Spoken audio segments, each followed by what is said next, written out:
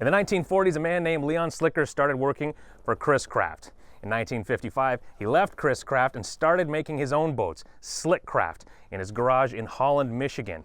Now fast forward to 1974, he's making S2 yachts. And a couple years later, 1977, the first Pursuit fishing boat was born. Now, in 2019, they're among the high-end fishing boats you're gonna find. And this right here is an amazing used buy. It's a 2013 Pursuit C260. If you're like me and lucky enough to spend a fair bit of time down south, around Florida, for example, out in saltwater, great fishing communities, you're gonna see a lot of center consoles and a lot of Pursuits. What is hard to find is a freshwater Pursuit up here in the Great Lakes. And that's why I'm out in October in the jacket, because when you hear that there is a freshwater Pursuit available on the used market, you want to get your hands on it. And I have, at least for a day. Something I've heard though is that center consoles don't work in northern climates. And it's not just because I love center consoles, I just think that that's wrong, just flat out. Look at this one, for example. This C260 has a nice high windscreen here, blocking you from the elements. And if you want to get really covered up, you've got all these zippers all the way around. You have a full Helm enclosure underneath this solid fiberglass hardtop. And on that hardtop, as center consoles and definitely Pursuits are fishing boats, you'll find rocket launchers.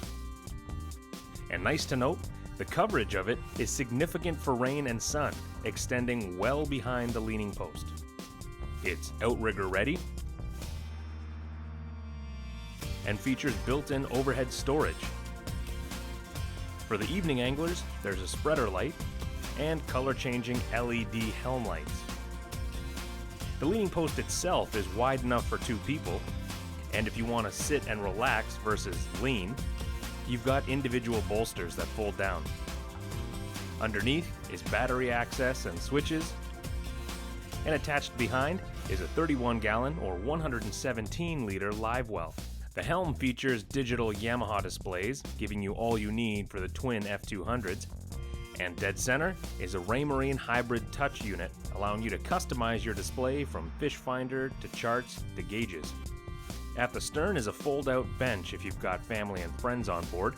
When the bench is up and out of the way, you can see you've got a lot of room to fish here.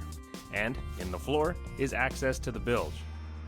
Within the transom itself is a 30-gallon or 114-liter fish box and a separate built-in cooler for drinks, both with overboard drains.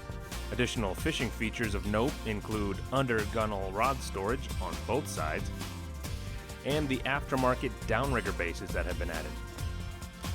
At the bow, more comfy seating options with cushioned backrests, and under the bow benches, large storage compartments that drain overboard.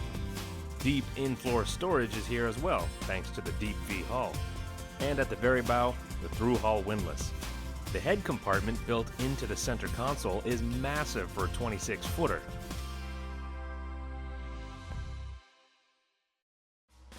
Underway, the Pursuit is smooth and solid. You immediately feel confident, which is what you want, especially in big water. The 21-degree dead rise and slightly wider than standard beam make for aggressive but confident handling. It was smooth seas on our test day, and that didn't give us the chance to find out how well it handles big waves. So we did the best we could and cut across the decent-sized wake of our camera boat, which happened to be a 38-foot cruiser.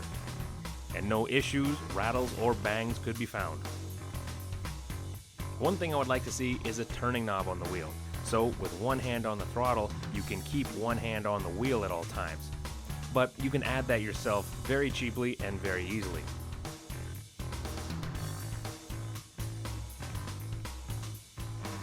The twin 200 horsepower Yamahas max out the power rating, and I found cruising anywhere between 31 and 37 miles per hour the most comfortable. Top speed was just over 51 miles per hour. High quality construction, excellent performance, and a freshwater boat all its life with low hours? This may be a rare find, but it's one worth seeking out.